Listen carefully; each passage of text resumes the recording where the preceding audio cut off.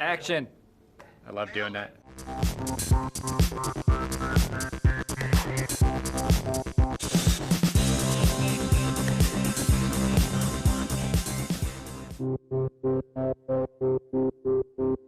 This mission is the crewed test flight for the SpaceX Crew Dragon. It has a lot of features and capabilities that hopefully we never have to utilize in a real mission, but Doug and I will make sure that they are all ready just in case we do.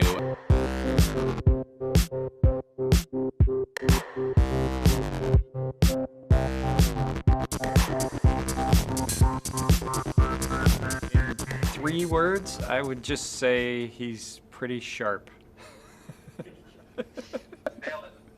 Perfect. Doug's worst habit, I don't know, he's got a tighter sense of hygiene than I do, I think. Do you really want it cleaned that well? Yes, I do. Yeah. He doesn't have one. Yeah, you can't chicken out like that, because I didn't chicken out. Yeah. So. What I would say is I know almost instantaneously when I've not done something correctly. I'll just put it that way.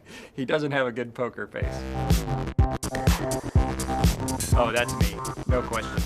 Yeah, definitely Doug is more organized than I am, but I think there's a balance. He's organized with a set of information. I think I have a wider set of information. It just takes a while to find it.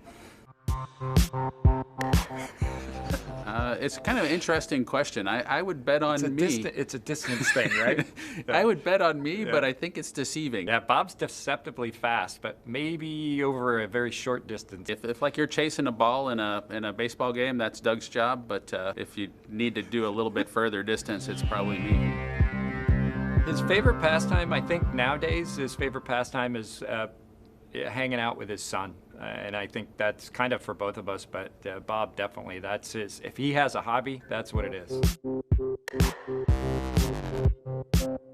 I think the answer for both of us is really something that our dads made us do, and so those were the real jobs for us. And that's probably the hardest boss that you ever worked for is your father. And it's not fun work usually. It's cleaning up, picking up, carrying, the good stuff.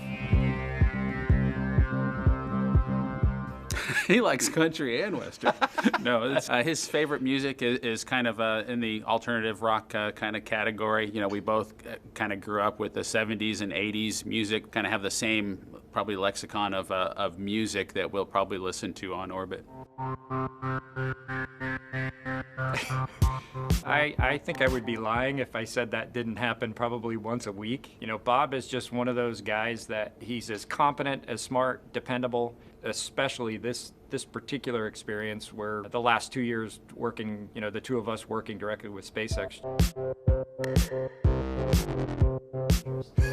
Obscure procedure. Obscure anything. Obscure things out. And if we had to get some useless information, Doug is always the repository for that. Just as a fun thing, he's the trivia master between the two of us.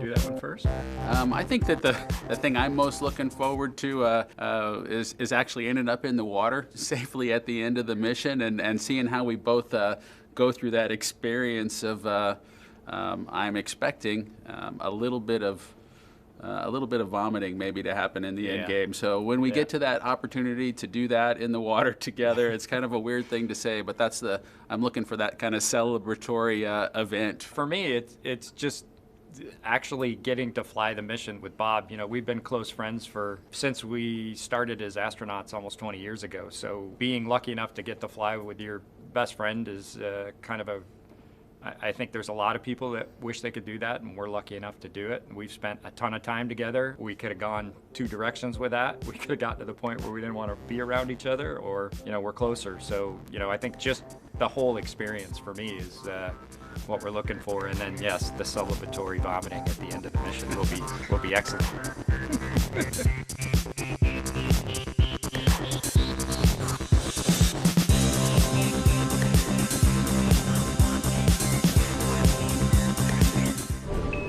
Subscribe for more space.